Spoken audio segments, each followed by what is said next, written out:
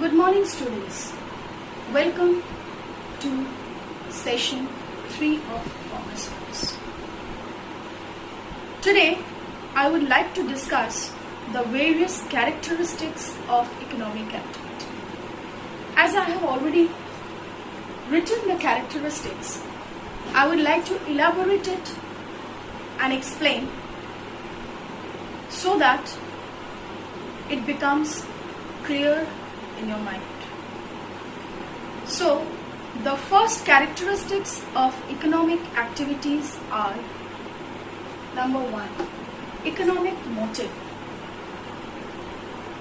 Behind all economic activities, there is only one purpose: to earn money or to earn profit. So, that is why economic activities are done out of economic motive. The second feature is productive. All economic activities involve production, distribution and exchange, and ultimately consumption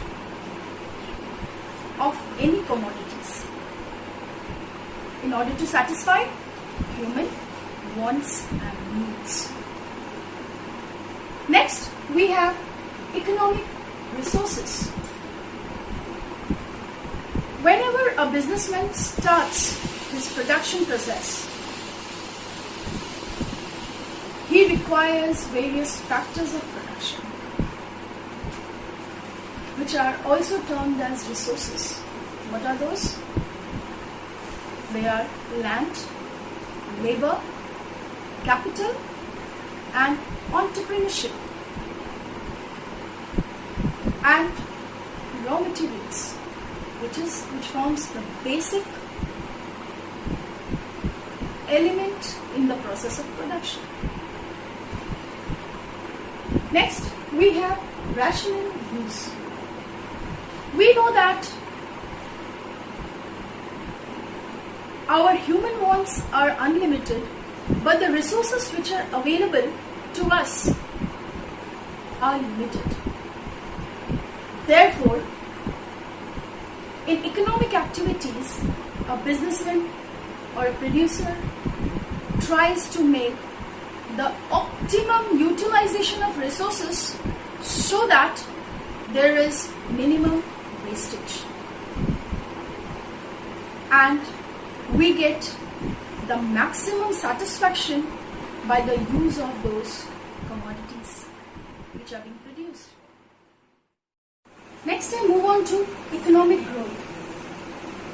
Economic activities determine the level of economic growth of a country and also the standard of living of its citizens. We generally say USA is a developed nation and India is still developing. What do we mean by that? There is a vast difference between USA and India. How? The standard of living of the people are different. Their infrastructure is different. Technologies are different, etc. etc. Next, we have legal and valid. So, economic activities which are done legally are considered to be legal. For example, if an individual is engaged in gambling, is it considered an economic activity? Why not? Money is involved. But it is against the law. If an individual is engaged in black marketing, is it an economic activity? Why not? Again, it involves money. But it is against law. Therefore, these activities are not termed as economic activities, as it unlawful. Next, we have socially desirable. What do we understand by this point? When an economic activity is done following the norms of the society and the expectation of the people, then that activity is termed as socially desirable and valid. I hope the characteristics that I have explained today are clear to you. Next, I move on to the various characteristics of non-economic activities. As I have already written, the first point is love and affection. Your mother cooks food for you.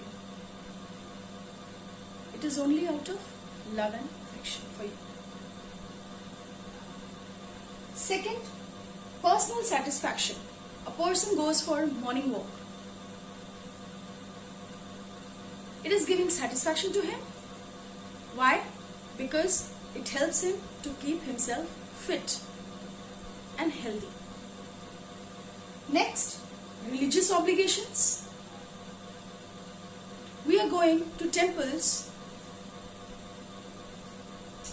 during various religious festivals, occasions. It also gives us satisfaction. Are we charging any money for that? No, obviously not. Next is social obligations. During earthquake, flood, or the current scenario, we have COVID-19. We are helping those who are in need. So that comes under social obligation. The victims of earthquake, the victims of flood, we are helping the poor in our everyday life. So these activities come under social obligations, and we are doing that only to attain satisfaction. Next, I move on to patriotism. Every year we organize blood donation camp in our school. The blood which are collected are donated to the cancer patients and the people, those who are in need. So it symbolizes patriotism. Therefore, again, these activities are performed to get satisfaction. I hope the characteristics of non-economic activities that I have explained today are clear. Please read till wherever it is taught. In the next session, I'll get back to you. Thank you.